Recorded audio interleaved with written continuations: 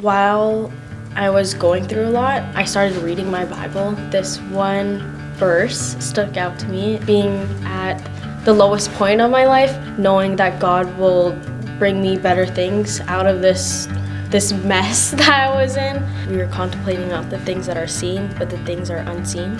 For the things that are seen are temporal, whether the things that are not seen are eternal. Hi, my name is JAYLA Castor. I'm 19 years old, and I've been attending Rose for about a year and a half. I grew up with teen parents, so church wasn't the main priority for them. Me and my parents and my whole family, we just hit like this bad place. There was a lot of arguments. I developed this marijuana addiction.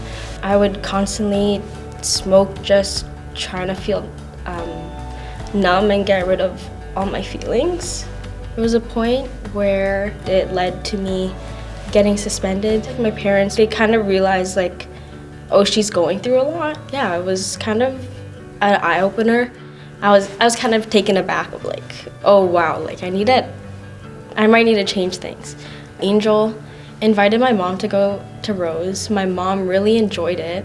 That made me curious. The first time I went to Rose, I was still living that double life. I want to start my walk with Jesus, but also I have so much like anger, like deep depression. Towards the end of the service, I remember Pastor Mark told everyone to put out their hands, talking about just, I guess, like resentment against yourself and others. When I put out my hands, I felt this just like heavy weight on my hands. Once I walked in, like, it's so cliche whenever we say like, oh, welcome home at Rose, like it really does feel like home. And it was a home for me that like wasn't broken at the time. So in February 2024, Pastor Mark was pushing this idea of like, these youths are gonna go to LA. They're gonna go on Skid Row. The concept of just like these youths going to spread the love of God, it sounds pretty cool. Like maybe I should look into it. We went to the interest night. I was like, maybe this will be good for me. We just see the world differently than what it was at home. I started going to youth. I was very nervous because again, I just didn't know anyone. But the only familiar face when I went was Shreya. It's a nice thing to do on Fridays to just, I guess, get me out of the lifestyle that I was living.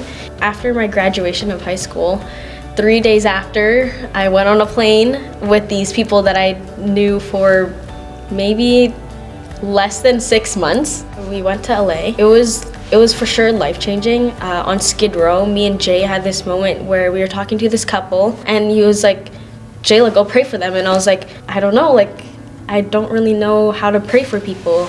At that time, I was just like, I really felt God's presence and like him trying to like use me to speak to these people. It was really like eye-opening, talking to these people and seeing how like happy they were under the circumstances that they're living in. You know, I'm going through all of this at home, but these people who have little to nothing, they have God, and that's their comfort. We were just talking about the week and how it kind of changed our lives. And yeah, I just remember Jay praying over me, and it was like, I know you're going through a lot right now, but you have so much ahead of you.